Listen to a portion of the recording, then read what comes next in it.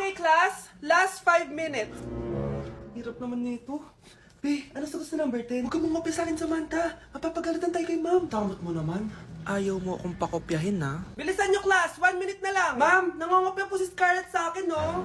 Ang pakasinungaling mo, Samantha. May nangangopya pala dito. Bagsak ka na sa akin, Scarlett.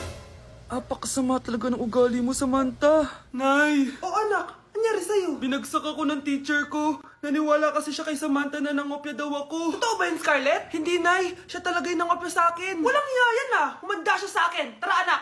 A few moments later. Ma'am, bakit niyo po kami pinatawag dito? Eh, kasi yung anak mo, sinungaling. Siya naman talaga yung nangopya kay Scarlett, eh. Hindi po totoo yan. Para malaman natin kung sino nagsasabi ng totoo sa inyong dalawa, mag-quiz na lang kayo ulit. Patay ako nito. Humanda ka ng mapahiya, Samantha. Okay, time's up. Pass your papers. Scarlett, naka-perfect ka. Yes, talino talaga ng anak ko. Samantha, wala kang tamang sagot. Ikaw talaga ang totoong nangungopya. Nakakahiya ka, Samantha. Humanda ka sa akin sa bahay. Tara! Huwag po, Nay. Anak, kunin mo yung cellphone ko sa kwarto. May tumatawag ata. Sige po, Nay. Sabi cellphone ni nanay. Anak, bilisan mo naman.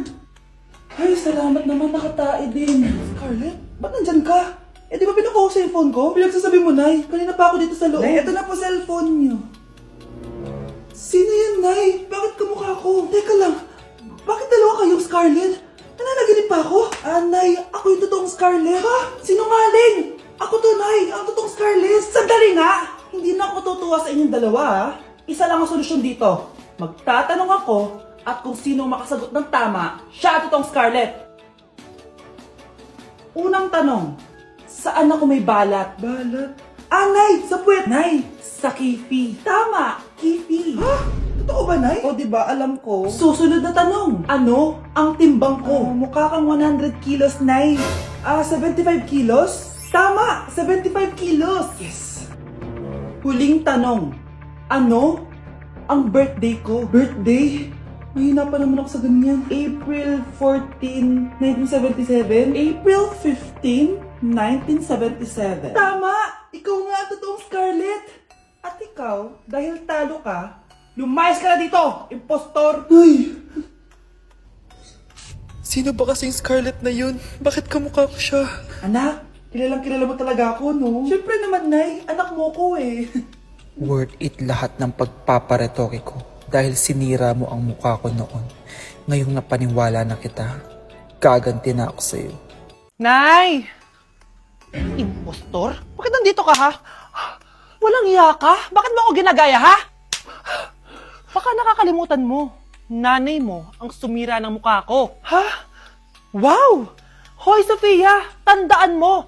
Katulong ka dito, di ba? Huwag kang paupa-upo lang dyan. Ma'am, kakatapos ko lang po maglinis. Nagpapahinga lang po ako. Talaga sumasagot ka pa sa amo mo, ha? Nay! Ang dumi pa dito, oh! Hindi niya ginagawa ng maayos yung trabaho niya. Walang iya ka? Madumi pa pala dito? At nakuha mo pang magpahinga dyan? Paano nangyari yun?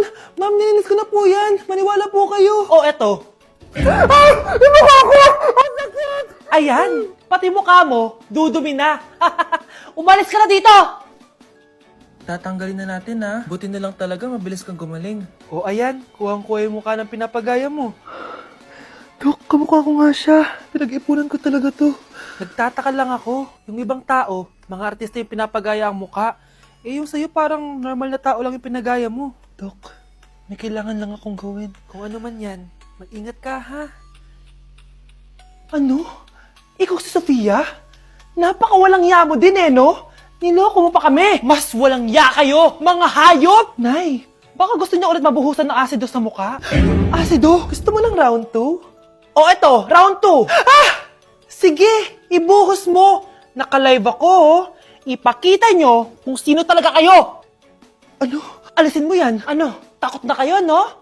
Tignan ko na lang kung hindi kayo masisira sa mga tao. Hindi kami pwede masira.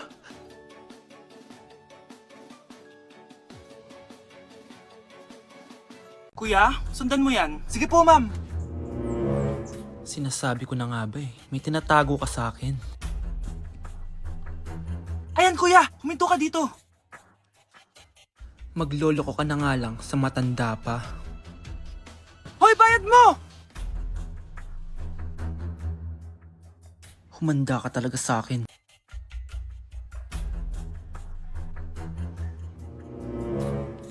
Ang sweet niyo naman. May paregalo ka pa, ha? Ano yun? Scarlett? Anong ginagawa mo dito? Manloloko ka! Pinagpalit mo ko dito sa matandang pangit na to? May paregalo ka pa, ha? Eh, sa akin nga, wala kang binibigyan na regalo, eh. Scarlett, magpapaliwanag ako. Manahimik ka. At ikaw naman, matandang pangit, sayong-sayo na tong boyfriend ko. Magsama kayong dalawa. Aba, walang respeto tong girlfriend mo, ah. Ano pinagsasabi mo, Scarlett? Eh, nanay ko to. Excuse mo lang yan. Eh, mukha kang nagtatago ka kanina, eh. Nagtatago ako kasi isusurprise namin yung tatay ko. Ganito babae ba yung gusto mo, anak? Yung walang modo? Nay, pagpasensyahan niyo na siya. Tita, sorry po. Anong sorry? Matandang pangit ako, di ba? Lumayas ka dito, babae ka. Sorry na, tita. Ayaw mo lumayas, ha? Brownie! Good boy! Tumakbo ka na! Wow! Anak, di ako makapaniwalang may pinapatayo na tayong bahay. Nay, deserve natin to. Ang tagal niyo din to pinaghirapan. Ma'am, saan ko po ilalagay itong mga semento? Doon na lang sa gilid, kuya. Sige po, ma'am. Excited na ako matapos tong bahay natin, anak. Saan dito? Hoy, huwag ka pupunta dyan! Grabe nangyari sa Kawawa kanya. naman siya. Ba't ang daming tao? Engineer, anong meron? Ma'am, yung isa sa mga trabahador namin, nakuryente tapos natabunan ng semento. Ayun, namatay. Ha? Paano nangyari yun? May nag-utos ata sa kanya na ilagay yung semento sa gilid. Madami live wire dun eh. Ay. Ang problema, ma'am, kung tatanggalin pa namin yung katawan niya sa ilalim ng semento, baka hindi agad matapos tong bahay niyo. Hindi pwedeng hindi matapos agad tong bahay na to. Di bale, babayaran ko na lang yung pamilya nung namatay. Nay, sigurado ka ba? Sige po, ma'am. Sige na, ituloy nyo na yan. Congrats po, ma'am. Natapos din yung bahay nyo. Ang ganda, di ba? Wow, ang ganda. Maraming salamat, engineer. Una na po ako, ma'am. Anak, tara, pasok na tayo. Wow, ang ganda ng loob. Nay, hindi talaga ako mapakali na may bangkay dito sa ilalim ng bahay natin. Huwag kang okay, anak. Kasalanan niya naman kung bakit siya namatay eh. Ay, matutulog na lang ako sa bago kong bahay. Wow, ang ganda ng kwarto ko. Ano yun? Kasalanan mo kung bakit ako namatay. Nay! Anak! Umagang-umaga, cellphone agad hawak mo? Tingnan mo ito napanood ko. Huwag mag-cellphone agad pagkagising mo sa umaga kasi pinapataas mo lang ang stress levels mo. Ano ba naman yan, Nay? Oh, doktor na may sabi, ha? Tigilan mo na yan. Maniniwala pala tayo sa doktor. Sige. Grabe, ang init. Paniligo na nga ako. Nay, may napanood ako, oh. Kung may nagsabi sa'yo na dapat kang maligo araw-araw, isang malaking kasinungalingan yan. Oh, sabi ng doktor, Nay, bawal daw maligo araw-araw. Ba't ka naliligo? Oh, sige, din ako maliligo. Kung akala mong healthy ang mga prutas, pakinggan mo tong sasabihin ko. Oh, Nay, nagsalita na yung doktor, ha? Huwag ka na kumagat dyan. Pati ba naman prutas? Ay, magmamatcha na lang ako. Kung akala mong healthy ang mga matcha, pakinggan mo tong sasabihin ko. Hala, sabi ng doktor, hindi daw healthy yung matcha, Nay. Huwag mo na inumin yan, ha? Pati matcha bawal. Sinisira mo ang utak mo sa paggamit ng mga betchin. Oh, Nay, sabi ng doktor, sinisira mo daw utak mo. Huwag ka na maglagay niyan. Tama na! Oo na, lahat ng ginagawa ko masama sa akin. O sige, Nay, titigil na ako. Basta mag-cellphone na ako, ha. Sige na, mag-cellphone ka na. Pero huwag ka magpupuyat, ha. Masama pa rin yon. Malaking kasinungalingan yung sinasabi nilang bawal ka magpuyat. Anong sabi mo, Nay? Sabi ng doktor, pwede naman eh. Bye!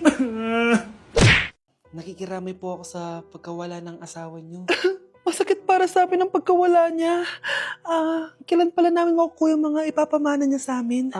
Ipaprocess pa po namin yun, ma'am. I-update na lang po namin kayo. Sige po, attorney. Sakit ng pagkawala niya.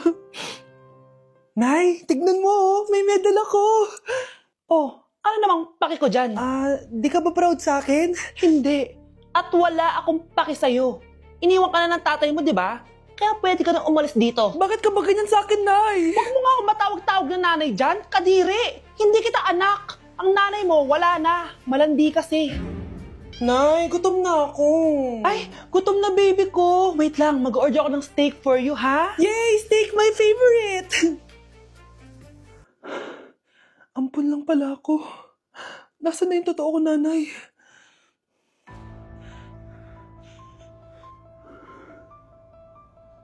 Tulog sila.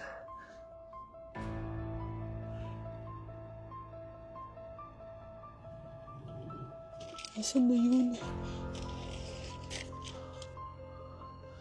Ito ba si nanay? Ay! Sino ba ito tumatawag na to? Muntik na yun. Attorney? Hello ma'am, may update na po sa ipapamana ng namatay niyo pong asawa. Ah, sige, sige. Punta ka dito sa bahay. Sa wakas, ito na yung araw na pinakahihintay ko. Hoy, ikaw! Pag dumating dito si attorney, magtago ka. Hindi niya pwede malaman na may isa pang anak ang asawa ko. Ah, sige po. Ma'am, nakuha na po namin yung last will and testament ng asawa niyo. Ang nakasulat po dito ay, ang 50% ng kayamanan niya ay mapupunta po sa inyo. Ha? Mali ata yan, attorney. Dapat 100% ang mapupuntang kayamanan niya sa amin. Kami lang ang pamilya niya eh. Bali ma'am, ang nakasulat po kasi dito ay ang isang 50% po ay mapupunta sa isa niyang anak. Ano? Baka yan yung isa naming anak na nawala? Oo, sa amin na lang yan. Ako ang isa pang anak ni Ramon.